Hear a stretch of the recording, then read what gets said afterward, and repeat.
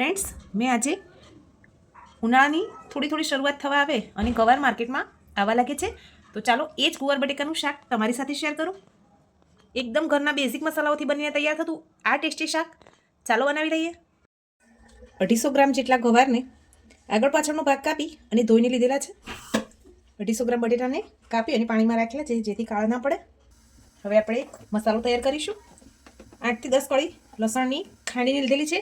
એમાં આપણે લાલ મરચું પાવડર ઉમેરીશું. એ તમે તમારી તીખાશ પ્રમાણે ઉમેરી શકો છો. ધાણા જીરું પાવડર છે એ ઉમેરીશું.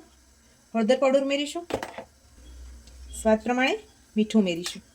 હવે આ મસાલામાં એક પાણી ઉમેરી આપણે એક પેસ્ટ બનાવી લઈશું. 1 નાની ચમચી જેટલો ગરમ મસાલો ઉમેરી દઈશું. હવે બધું સરસ મિક્સ કરી લઈએ. ગેસ ઉપર એક હાંડી રાખી દીધી છે. હવે એમાં તેલ ઉમેરીશું. તેલ ગરમ થઈ જાય એટલે રાઈ ઉમેરીશું. જીરું ઉમેરીશું.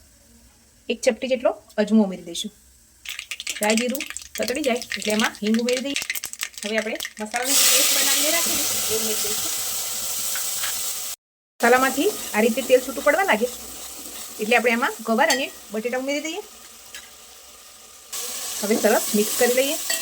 ઢાંકીને શાકભાજીની મસાલા સાથે થોડી વાર માટે કૂક થવા દઈએ.